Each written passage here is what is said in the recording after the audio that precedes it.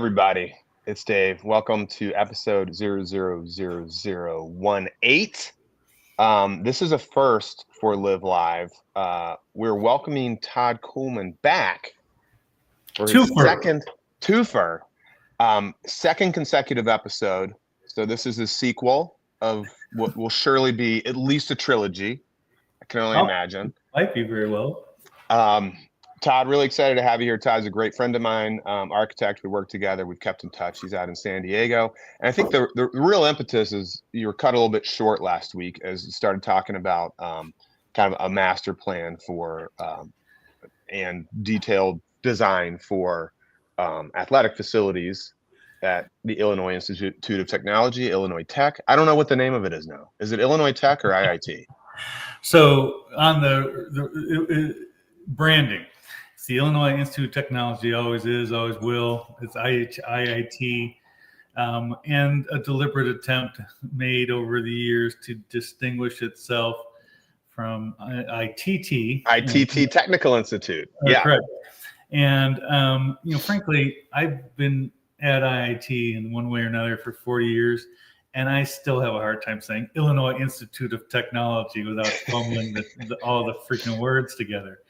So, and also playing baseball there, like IIT, what are you guys, a bunch of fucking knuckleheads, but I mean, the school is on par with, Caltech, MIT, not quite, but we don't have the same, IIT is not the same as MIT, Caltech, some of the others, Georgia Tech, that kind of thing. Yeah. It flows better, right? Mm-hmm. And so while I don't know if it was a school-wide rebrand, but it was certainly picked up with joy and enthusiasm within the athletic department, because now we're Illinois Tech, or we sort of go by that. I like it personally because it does tie into where we left off, which is, trying to engage domestic students from the local area who come by and say, what's that? Kind of how I did it. I showed up the first day, 1984. My mom rolled into this neighborhood, which got, I've been in Chicago neighborhoods my whole life. I'm like, what the hell is going on around here? This is the coolest thing I've ever seen, Yeah, I think the first time I ever visited the campus was, I think it's when I was in architecture school at Virginia Tech, and we came to Chicago, probably February. Yeah. Right. So it's just gray. It's gray and icy and dirty and just, disgusting. Yeah, and these black steel industrial buildings. Yeah. It's pretty wild. And I'm sure I did graduate school there, but I wasn't at studio as much for that. But I'm sure, being there for 5 years and watching the seasons change and all of that on that campus just had to be really, really fascinating. I don't know if you're on the IIT Facebook or alumni, but there's some good pictures came out this week of the snow and everything, and the autumn leaves mixed with the snow, and I really enjoyed it. Yeah, it's beautiful, and clearly designed, master planned by Ludwig Mies van der Rohe, who one of my cats was named after, Ludwig Mies van der Kitty. I remember Van der Kitty, who we're pretty sure was Mies reincarnated as a cat. Like if you put a cigar in that cat's mouth, it was Mies. So a very, very provocative design there in the 50s. Essentially, the father, the inventor of steel and glass buildings, as we know today, right? So setting the table for. And I wasn't able to fully download the video of your design, but I do have the all the imagery and the PDF. That's actually where I wanted. Yeah, that's precisely the segue I wanted to begin with, because I thought you and I, who enjoy talking about architecture, could talk a little bit about the architecture of the building, some of the philosophies that I threw in to get your read on them, and oh geez. Oh yeah. And I had a professor tell me when I presented second year, he's like, can you be a little more professional and a little less colloquial? And I looked at him and I goes, what does colloquial mean? I mean, I know kind of what it means. Professional. I'll fake it till I make it. I might try and use some big words improperly, but yes, sorry to interrupt. No, not at all. So yeah, so when we covered on last week that I got the call, if you will, and my first impressions of this were, and I started thinking about it, and I kind of knew right away it needed to be a wood timber building, in my mind, and I couldn't. And it maybe when I started it was a deliberate. It was a deliberate. I had seen a couple other presentations or tries at this that some either architects or architectural students had done. And the last one I saw, it looked like the National Gallery in Berlin. I'm like, oh boy, here we go again. We have to replicate a Mies building to be on Mies's campus. And I said to myself, no, we don't. That's not what Mies would do, not what Mies did in the first place.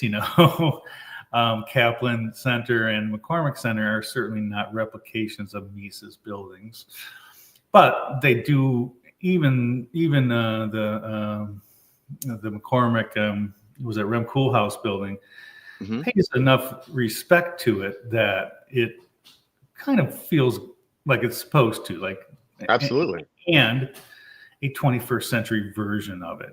Kaplan feels like it's supposed to. Kaplan, is that the Helmut Jahn? No. No, there's a new building on campus. John Ronan did it. Oh, wow. About 3 years ago, something like that, 3-4 years ago.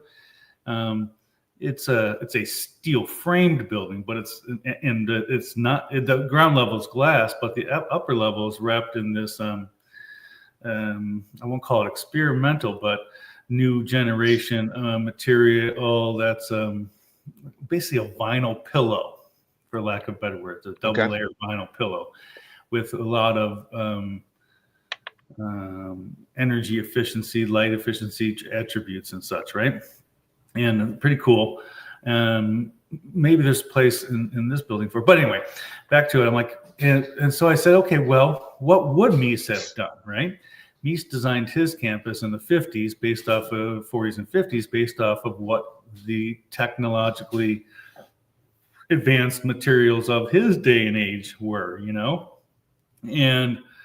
and so I said to myself, well, what are the technologically advanced? No. You usually say, I said to myself, what are the architecturally advanced materials of our day and age? And, the first thing that came up when I kind of did a little investigation into things was cross-laminated wood timbers. I'm like, well, there you fucking go. Excuse my language, everybody. But there you go, right? So would Mies have chosen a steel frame to mimic the National Gallery in Berlin 75 years later? I don't think so. And he didn't teach us to think as only we need to replicate this National Gallery in our lives as the architects. We were trained by his curriculum. We're supposed to think for ourselves, And on that note, in the history of Chicago as well, Bertrand Goldberg, right? Was he a student of his, or they worked together? So people would say that.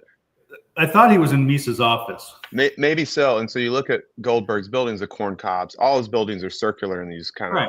You'd say that is the opposite of Mies. It's like, no, it isn't. Right? It's actually out of the same school of organizational thought and understanding materials and form. So that's right. And so when I'm understanding the materials and form as I start looking at this, because frankly, I've designed some of the basic functions of the building and modeled them up a little bit, so I had a scale and then I put a vertical wood support system around the building to do just that, right? Every one of those pieces of wood was meant to take a beam so that we didn't, so it was a very efficient, singular kind of linear structure. Post, beam, post, beam, post, beam, whatever. And Kevin Harrington, Professor Harrington back at IIT, when I was in my senior seminar, I was portraying Mies in a little, role play presentation. And Kevin Harrington said to me, "Well, Mies, do you have anything you can add about how your use of these vertical steel I-beams at 860, 880 Lakeshore Drive replicate the flutes of a classic Roman or Greek column?" And I said, "Yes." That's absolutely right, Professor Harrington. Yep, you know, that's it. And so that lesson stuck with me. And so as I was looking at how to transform the building just from a athletic, the guts or the nuts and bolts of the athletic facility, to a piece of architecture, a lot of thoughts came in my mind. One was that, so I did this vertical kind of, not quite a brise-soleil, but vertical structural system. And then I was influenced, of course, by what is happening in architecture. And in Chicago, and one name in particular is Gene Gang, who's actually at IIT on the faculty now. And I'm like, well, I'm not trying to copy a Gene Gang building, and I'm not trying to copy a Mies building, and I'm not trying to copy this building or that building, And so I said, obviously, what I think I should do is utilize this material in the most creative way I can at the moment.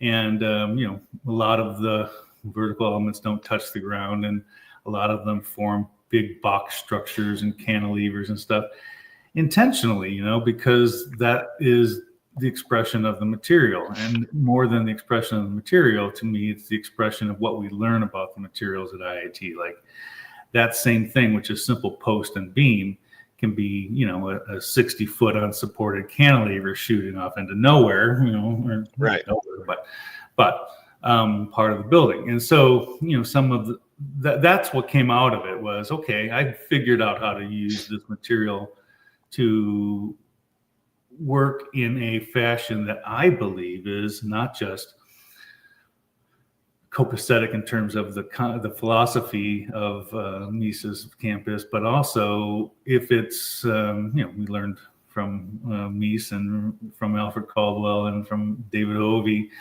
why use two materials when you can use one, and so that structure is in fact the aesthetic of the building as well, And so with that in mind, some of the conversations I have internally between the years is, does that hold water? Does that conversation, all that live up to what I'm thinking it does? Or is it a bunch of malarkey, And I don't think it's malarkey. I think it's pretty damn good. And the people who have seen it and such, have said that's pretty damn good. And, and my only kind of hesitation is, can we go further with it? And I think certainly we can, and then I start thinking, wow, could I do one of these great titanium skin buildings that looks like, a honeycomb or something? I'm like, yeah, sure. I ain't got money for what we have to begin with, let alone have money for that. So, Will Bruder out in Phoenix, as you may remember, did the Central Library. And one of the beauties of that building was Will's conversation was, I only had $110 a square foot at the time or something. And so everything got rethought, and they used the $110 to make the building what it is. And the rest of it is empty open space, with a little bit of paint. I shouldn't say it like that, but, quite well done with a limited budget. So the real emphasis then is to take the limited budget we don't even know that we already know we don't have at the moment. And how far can you push that, and right. And so by the time we get there, maybe there's a whole different set of materials that, help make this the way it is. But, at the moment, that's where I have it, Yeah. Cool. You want me to start sharing here? Yeah, share a little bit. Should we take it from the top? Where do you want me to start with it? Page 1? Yeah, sure. Why not? Yes. So, I can kind of see everything I just blabbed about, Yeah. So if you're driving, listening right now, make sure to pull over to the side of the road and then take a look. Yeah, I went through this. I think it it speaks to, you know, what I love about your design sensibilities, right? So much of it is about a structure and organization, a thoughtfulness about those connections, and then the interaction of what happens when other things interface that structure in those moments, right? Yeah. And that's both at a horizontal plane and at a vertical plane, right? And Yeah. clearly, you know, you look at any Optima project, Desert Mountain Homes, that, let's be honest, you had a huge hand in, right? In those moments and shaping those, I see a lot of that here, which I think is really cool and special, right? How do you make something really simple also really Exactly. really special, right? And the experience playful in a way, right? And to your point on McCormick, right? Rem Koolhaas is that. That's a really simple construction building. Yeah. Right? Like, I think it's like drop ceilings and stuff. Yeah, like they didn't even tape the drywall and stuff like that. You know, which was a great expression of it. Right. Yeah. And the stepping down and the just the really simple construction materials and then shaping that form of it, right? So I love that. It's in that same vein. And then next door you have Helmut Jans.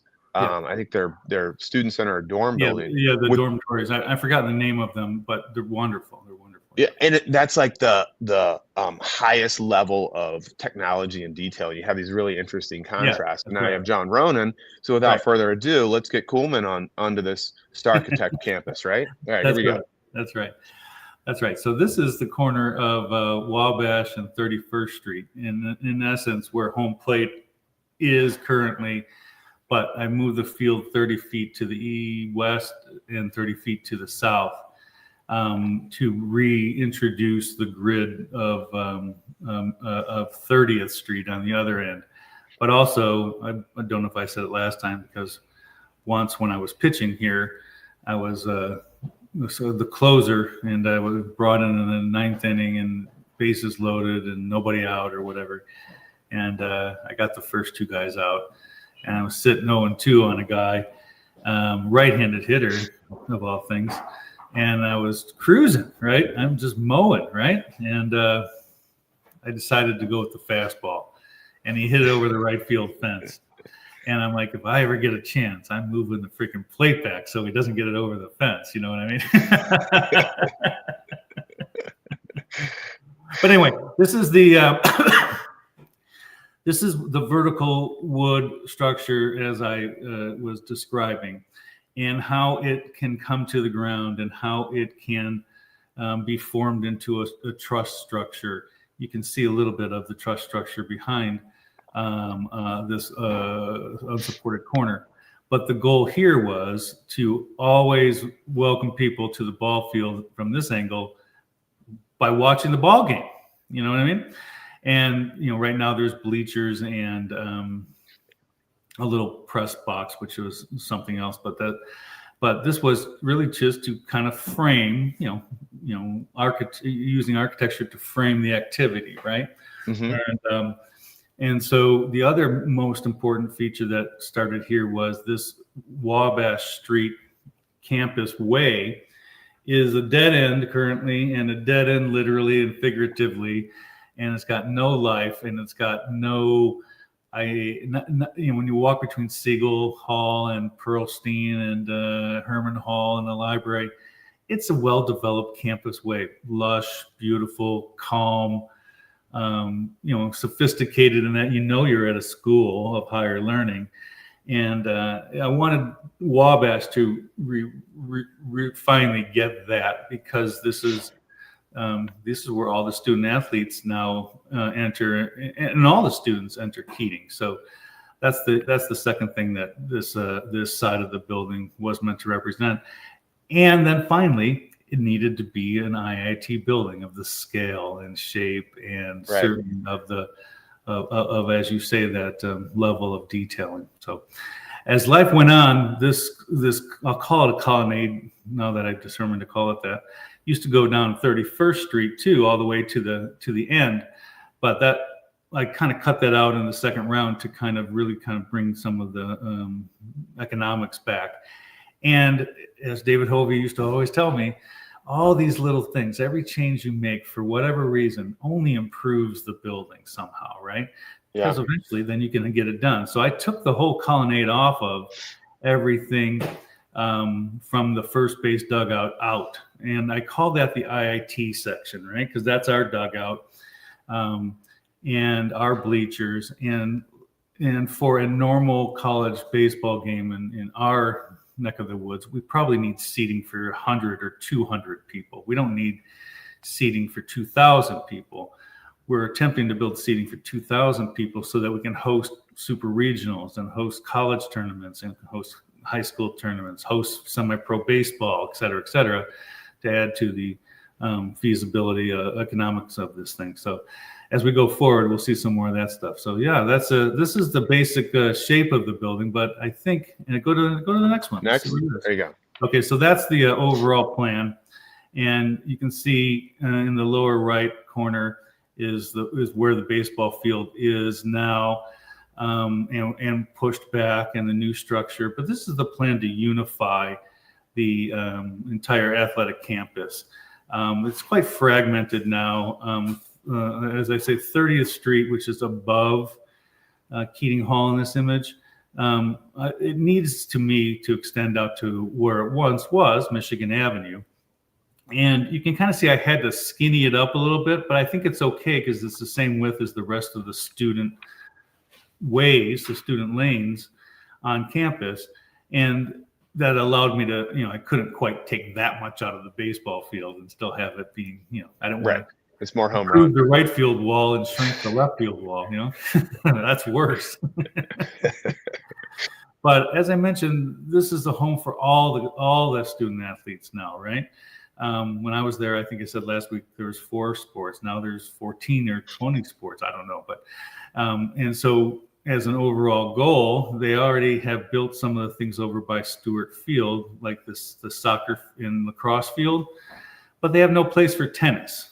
They have 3 courts down by the Commons, which, any competition from high school through college, you need 6 courts. That's, you play 6 games. You play 3 singles and 3 doubles matches simultaneously, but more than that was, the tennis accommodations outside of the old Commons building aren't, varsity level either, The accommodations for the soccer and lacrosse are not varsity level either.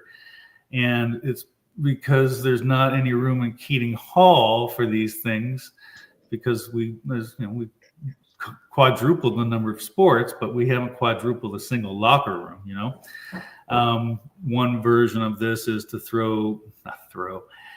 to consider a locker room concession building in the field behind Stewart. And considering that IIT has just attained an arboretum status, and this whole field behind Stewart building is full of these very, very mature black walnut trees, probably worth $2 million on their own, But I don't dare suggest we cut them down and sell them. This was a version that kind of slides right through those trees, right? But central to this sheet and central to a lot of the concept is we have these 2 weird parking lots just to the west of the L tracks. One is been a rusty fence, unused lot since I was in school. And one is a very kind of, haggard parking lot that is a student overflow lot for normal daily business, I suppose. And now is Keating Hall's parking. The point is that if you're going to build a 2,000 seat stadium, you need parking, right?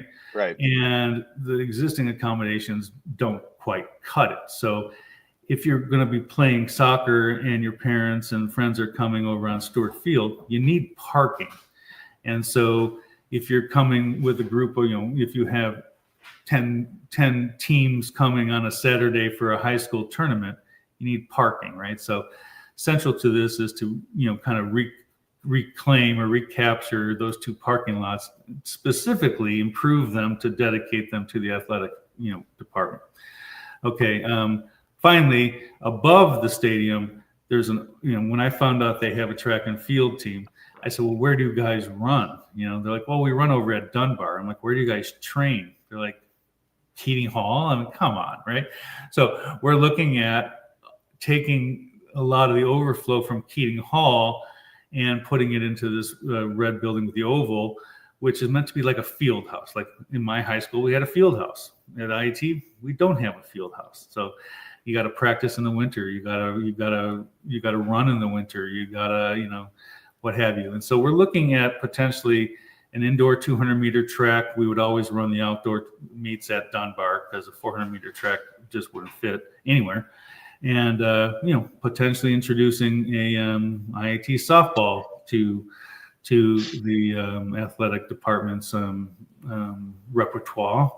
But ultimately in this building at the lower levels would be enough locker rooms, coaches' offices, the whole 9 yards to take all the student athlete heat off of Keating Hall, except for the indoor court sports, basketball and volleyball, in theory would stay at Keating Hall.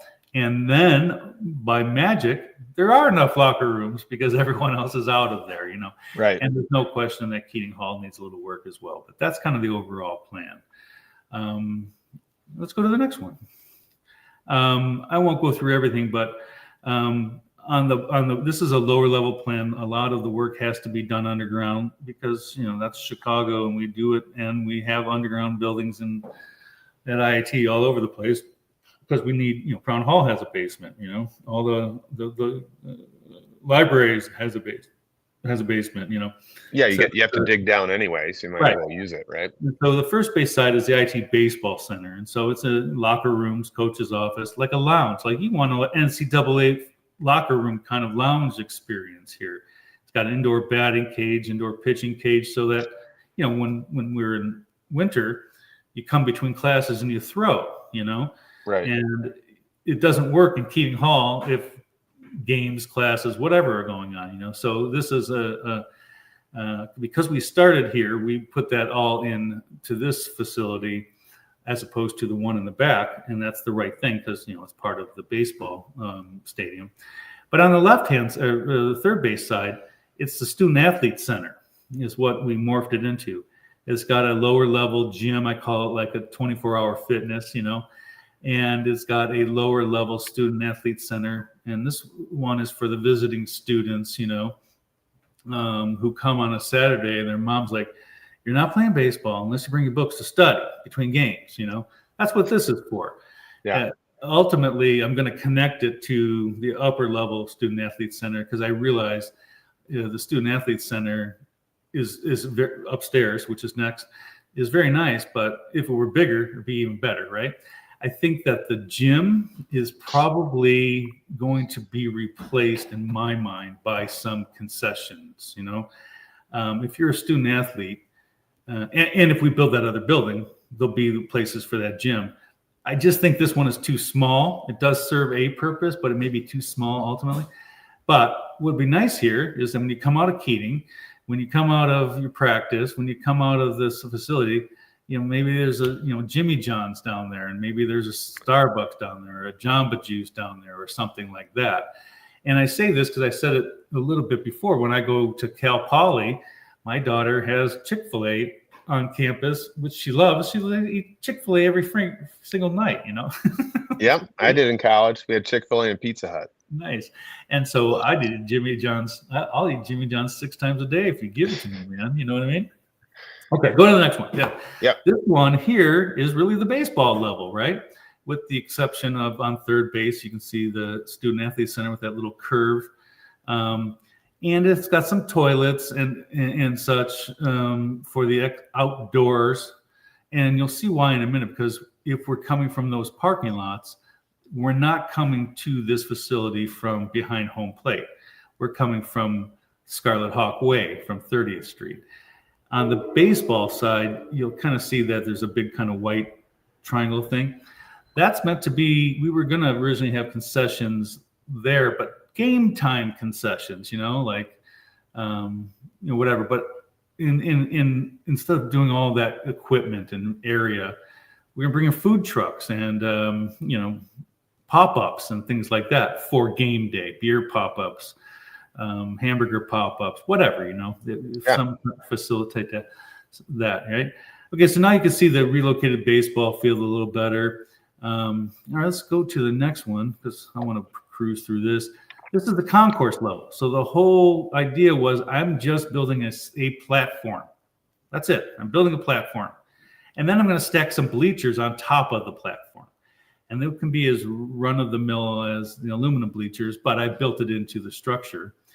And then as you'll start seeing, to the right of the baseball facility, if you will, on 31st Street, I'll call it the student beer garden, or the student section, where it's really an open patio to come and bring your food from downstairs, drink a beer or 20, and cheer on the IIT, Scarlet Hawks, right?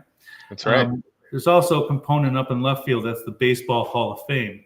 I'm probably rethinking a little of that too, because if I go to this other building first, the whole lobby is the Student Athlete Hall of Fame. And maybe this might just then, which I think it needs to be. And then maybe it started as just baseball. Then it kind of needed to be the whole, Student Athlete Hall of Fame.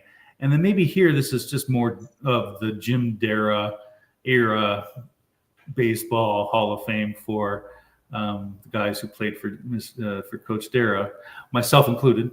And so I would just have my picture like this. Yep. Statue. That's me. All right, let's go to some more images. These are boring. Yeah, let's get to the images. You ready? Yeah. Okay, so there's the overall view of Keating Hall and the practice facility in the background and the stadium. And you can see off to the right-hand side the kind of student section and beer garden. But you can see the campus lane is there now. There's a building on both sides. As I mentioned, when you come from this area, you can see through the building to home plate. When you come out of Keating Hall, up or down the stairs, you go up or down the stairs on the opposite side of Wabash to our building. So let's keep going. This is one of my images because when you walk from the campus, walk from the dorms, walk from the quad, this is how you come to Keating Hall. This is how you come to the baseball stadium. This is what you look at. And this is what fueled my dream, if you will, back in the 80s. Like one day, it could be a stadium here, and one day I could be the guy to put the stadium there. So. And I like, as a Cubs fan, I love the home plate entry. Yeah. Right? You get the marquee right there. Love it. Totally right. Interesting as you say that. Yes. It's kind of marked that way subtly and not deliberately, right? Right. But it's off to the side. But when I've actually, since this, I've added on that gray concrete, I've actually added like a 20-foot by 20-foot home plate. That's a little fun I had after I made these drawings. But you can see the baseball center, which is down below the bleachers. Bleachers are integrated into the CLT right now, the cross-laminated timber right now. I think that's the right way to go, as opposed to aluminum bleachers. But money talks and so on and so forth. But when I look at aluminum bleachers, I can put them right on the cross-laminated support structure too. So we'll see how that looks. All right, let's check it out. This is what I was talking about. This is how every student who comes to play baseball in a traveling team, in a high school team, if they park at our parking lot, that's meant for the tournaments, meant for visiting parents and stuff, whatever you have this is how you enter the building. This is 30th Street in Wabash. Right now, this is an unutilized, dead-end, rusty old gate situation. Well, they fixed the gate, but not attractively. My aim is to eliminate the gate. The rest of IIT is not surrounded by a gate. I know why this was surrounded by a gate, but this particular side of the neighborhood no longer would find that to be a mandate, and especially if the athletic building, the field house, is there, because that kind of forms its own natural barrier. And so here, you look, you seemingly see a stair going up to the platform, up to the bleachers, but it's actually an egress stair. And because of the next slide when we get there. But this is where I really wanted to show off the cantilever of what we can do, even with this type of system. And you can see, so I think that the wood structure on its own doesn't quite allow that cantilever. And I think my little internal steel truss doesn't quite allow that cantilever. But I think the two together make that cantilever work. And you can kind of see there's a stair, I call it a stair tower, but it's actually a restroom tower next to the stair. That's going to add the lateral and all those other kind of connections to this. Right. All right, let's go to the next one. So yes, you enter the building across from Keating Hall stairs, and you go up to baseball, and you go down to the Student Athlete Center. The red, of course, is the elevators, and so let's celebrate those vertical elements in a new cool material. Like, could this be shiny red glass? Yeah.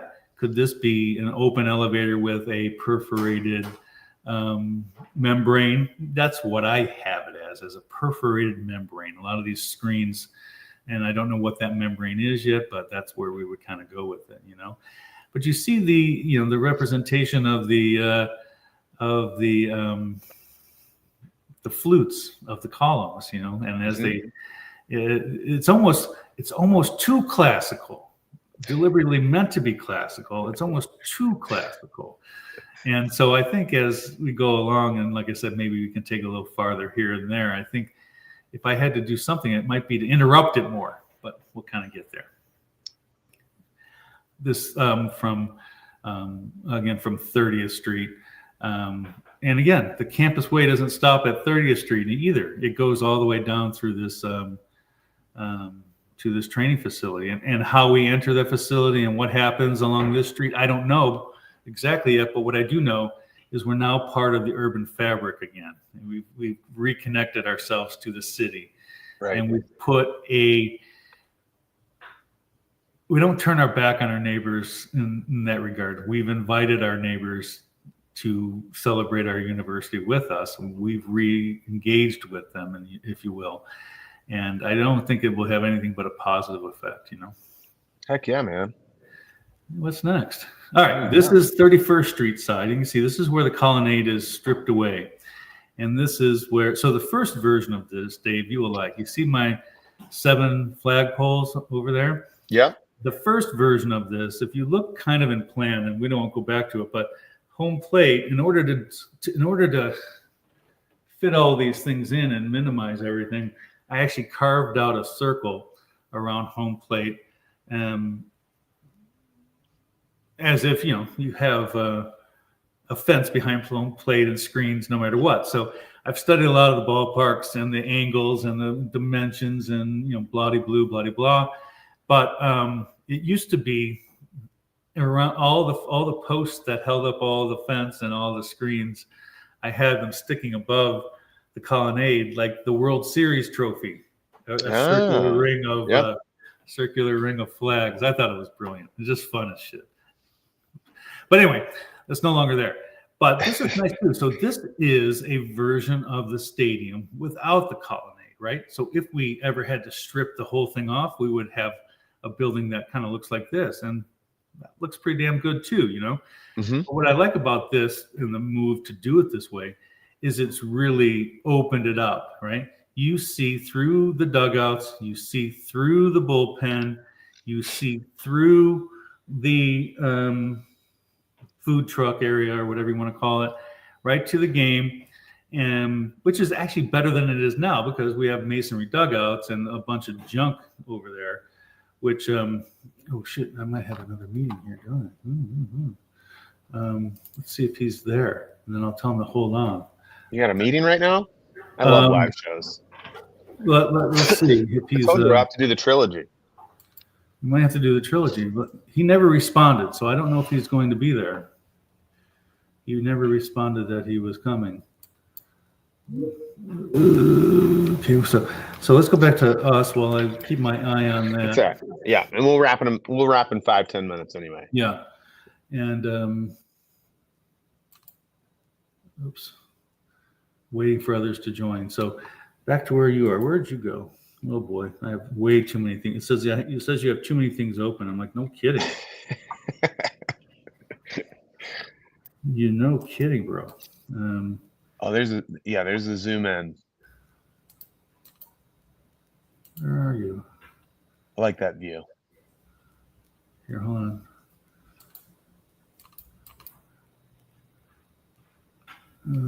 Where do I get back to you, brother? I gotta figure out how to turn comments on. Hear what our audience is thinking. Yeah. Maybe by the time I get to episode 20.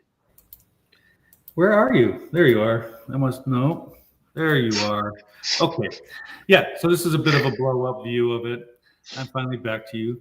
And you can see the baseball center down below. You can see right, across from those stairs down is the bullpen and outdoor batting cage, so there's times of pregame where you'll need a bullpen.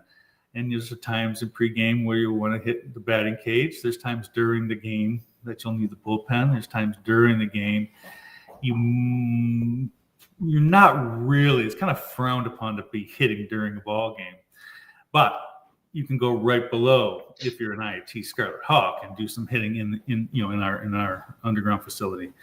And then I don't like the stair going up to the patio yet.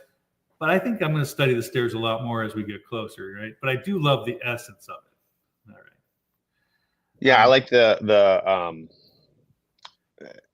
alternating planes, right? Yeah. And the flatness that is the land of Chicago. Right. Anytime you can just create these moments of tilting the landscape, I think is always a cool opportunity. Yeah. And and what's nice about this side too is this is the core of it, right? This is it. This is the stripped down version. These are the minimum things you need to put bleachers up, a covered bullpen, and a covered dugout, and an underground locker room. Those are the minimums. That's it, and an elevator. And let's run to the next one. Okay, so this is looking from 31st in Michigan. And it just kind of gives you another version of the whole. Eventually, as we continue these things, you can see right in this image where we've reconnected 30th Street to Michigan Avenue. I think you'll see that more as we go along. Bathroom towers, again, anchor both ends. In this case, anchors the concession area and the student patio, et cetera.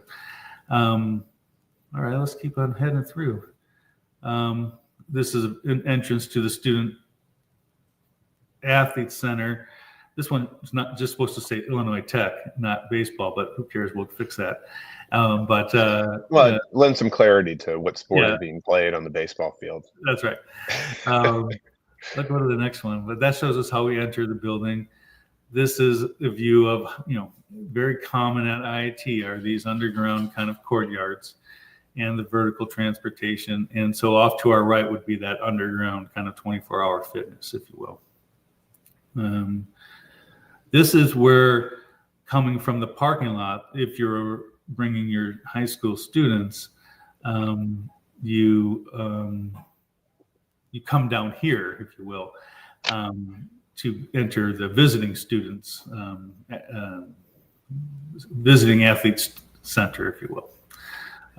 But more here was to show the sheltered nature of our facility underneath the building, because it is a year-round facility, Yeah, I love this view. It's really cool. And what's next? And it's kind of like it speaks to so many of the plazas, right? That you see downtown too, right? Totally. And they permeate IIT as well. Absolutely. This is the Student Athlete Center. So what's the Student Athlete Center? It's meant to be tables for studying, tables for eating, tables for lollygagging. Probably have a little kitchenette in here, vending machines, whatnot. Sofas for, talking with the volleyball players. Not that I would know anything about that in my day and age. But a comfortable space. And of course, watching the baseball game, right? There's an inherent challenge here. Baseballs and floor-to-ceiling glass don't generally mix, But baseballs with, reinforced or, this is where potentially John Ronan's material comes in a crystal clear version as well. And it could be applied, if I've studied it more, in, single sheet kind of section. You know what I'm saying? Yeah. Clear, crystal clear, no mullion glass that, if I'm thinking properly, the ball bounces off. I'll take it. That's true. If the ball bounces off, we're in good shape. All right. Yeah, I wonder if it would have like a elasticity to it. It's definitely elastic. It's definitely so elastic. It like bounce. Yeah. You'd hit it, and then it'd bounce and hit you back in the head. Yeah. Just another version of the. Do some research. This is the view through the Student Athlete Center to the ball field, etc. This is, you can kind of see the gym off to the right, off to the left. But the whole thing is predicated on generally sheltered movement from locker rooms, training rooms, indoor gyms, indoor locker rooms. You can actually see up in the top left corner a fence because, as I mentioned before, that's the bullpen. When you come down the stairs at Keating, you watch guys like me warming up to play baseball. I'm like, that's pretty freaking cool, which was also one of my primary goals, to always have this deliberate alignment with some of the existing IIT things. I did investigate for a long time, and I'm pretty much done with the investigation, but I investigated putting home plate here and rotating the field 45 degrees. And it worked, except down the lines. And, I just didn't like it as much as I did because I didn't want to jeopardize baseball at the end of it all. That's so right. Not IIT to fuck up your baseball field just to, make it look cool. Nah, never do that. This is a little misleading. It looks like a very low ceiling, but that's just because it's a preliminary drawing. But as you can see, I don't think this is enough for all the student athletes. I think it could remain as just a little after-hours fitness place. But if some of the other infrastructure that is planned throughout the campus, like if they redo the dorms, they're putting in a big box kind of gym type of facility, like they should, If we do the training building, or excuse me, the field house building, there should be, there will be gyms in there. In the redo of Keating, the gyms will be redone, both for the regular athletes and the student athletes. So this is where I thought it could be because this side of the campus, there's no place to go get any food.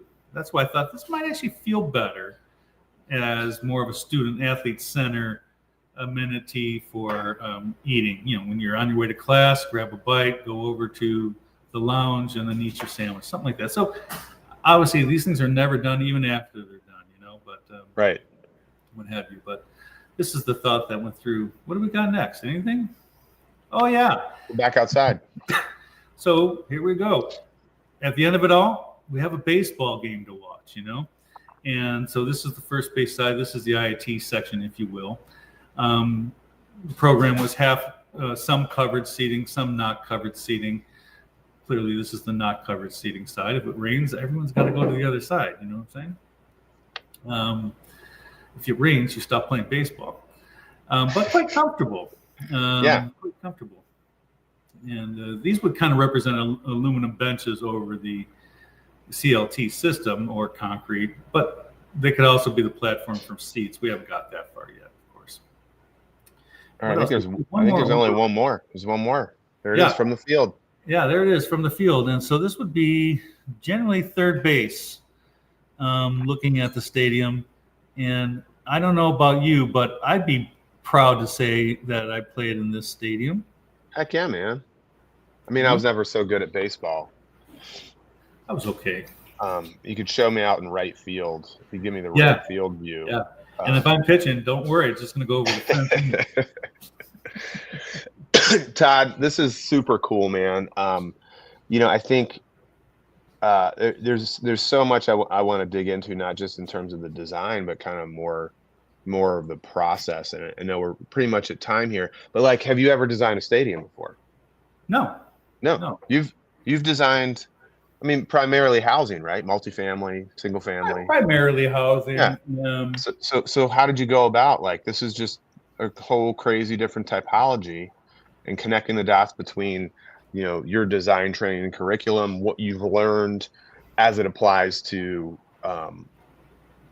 construction and materials and methods for any building, right? And then connecting with your history of college baseball. Yeah. I think that was the beginning. There. Honestly, that had to be the beginning, right? It was the other way around. It's like, if you will, one of the reasons I got the gig was because I know how to play baseball and how to play baseball on that field, and what the weather conditions are on that field, and what the shortcomings are of that field, and what some of the wish lists would mean to a program on that field. And so then, I tell people all the time, there's barriers to entry to a lot of different markets. Like, can I get into medical? No. You want to know why? Because I've never done medical. Can I do medical? Of course. But I can't until someone says, go ahead and do it. You know what I mean? Right. So if we did nothing at IIT, and if we did nothing at Optima, we just learned how to design buildings, right? The use of the buildings are specific, but design buildings is the commonality and the root of it all, right? And so if that's the commonality and root of it all, then it's then taking knowledge of the other areas of your life, baseball, taking knowledge of the other areas of your life, the campus at IIT, what the campus at IIT means and is lacking. In my version, Wabash campus lane sucks. Wabash campus lane shouldn't suck. Right. So then, of course, if again we were taught anything, was how to build a building, and is there a rigor of the grid at IIT? Of course there is, right? Does that rigor need to be followed? In my opinion, obviously to a degree. There's a deliberate move of curving the student athlete center. I think there's more opportunity for stuff like that here and in some of the other buildings. The building behind Stewart clearly is the only nonlinear building that could ever be, perceived, or probably the audacity of even throwing it on a drawing is probably a little bit sus, as my daughters would say. But interestingly enough, the people I talk to at facilities, his eye hit that first. And his eye hit that first because he knows that's his priority, to put locker rooms in for those student athletes, And why it's divided up is just because it's closer, Right.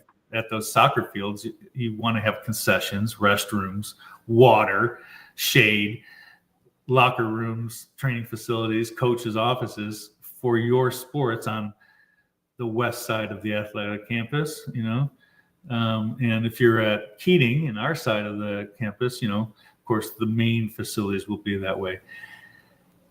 It went from building one building now to building 3 or 4 buildings. So I don't think there's plausibility yet to any of this, but we are actually restarting from a different angle. We have to move the baseball field now, and we'll probably move the baseball field now, put the lights in, start generating different revenues while we're selling the project.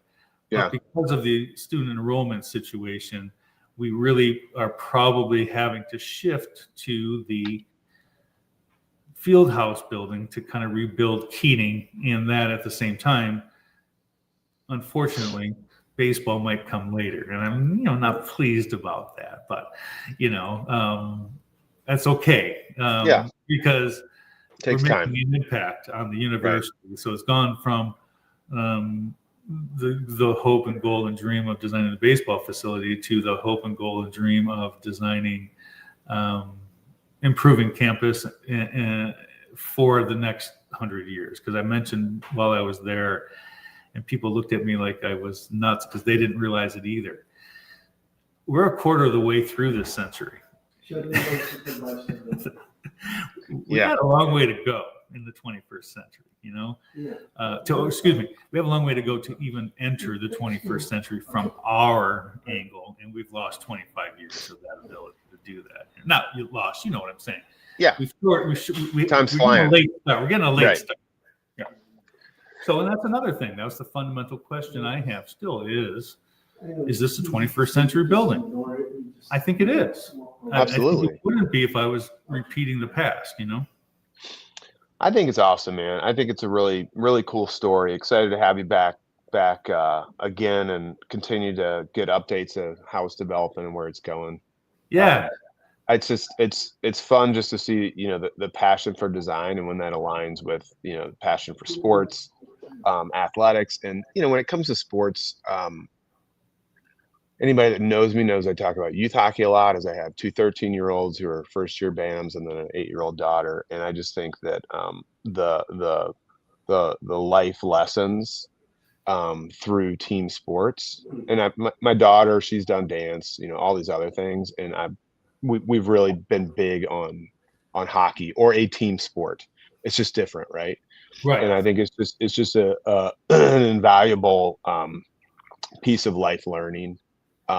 Whatever the sport is, and understanding working with other people, understanding being part of a team, the discipline from coaching, all those things are just so incredibly valuable in life skills. And when you get to do that in college, I mean, that's just a whole different level.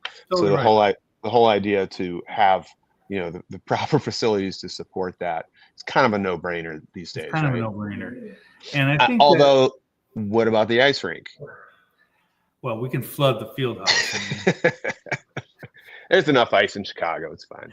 I think, as the years went by, every now and again, they put together a club hockey team. And I remember some of the beginnings of it in the 90s. I don't think they're doing it right now. But, yeah, they would love to have a hockey team, if you will. But now what are you talking? You got to go to United Center and skate? I don't know. Or you got to go to UIC? Oh, yeah, there's plenty of them. Yeah, but it's not like we have. Some coach asked me. A lot of our students are from India. What about cricket? I'm like, holy shit. The problem is the cricket field is enormous. It's enormous. So I went crazy. I went to look even at Dunbar Park. It would take the entire Dunbar Park. And I'm like, okay, well, maybe you can practice hitting the balls in the softball area, but you can't play a legit cricket match.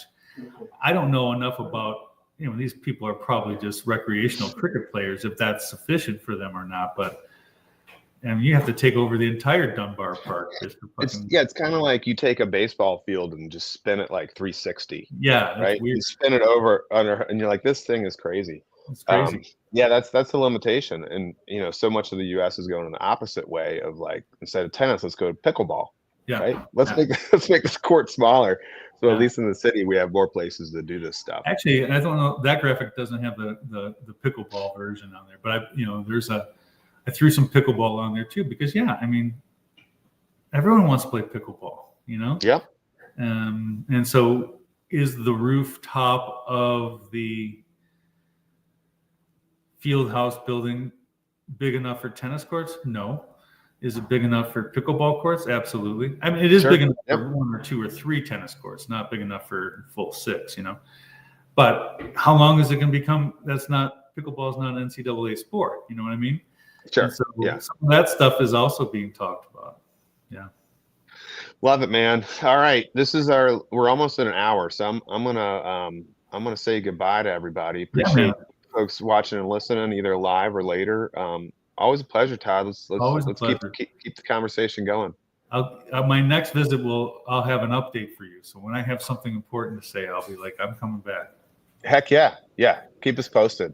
All right, man. All right, Todd. Take care of yourself, man. We have a wonderful holiday season coming up fast here. Likewise. We'll talk to you soon. Have fun with those girls. See you, man. Talk to you.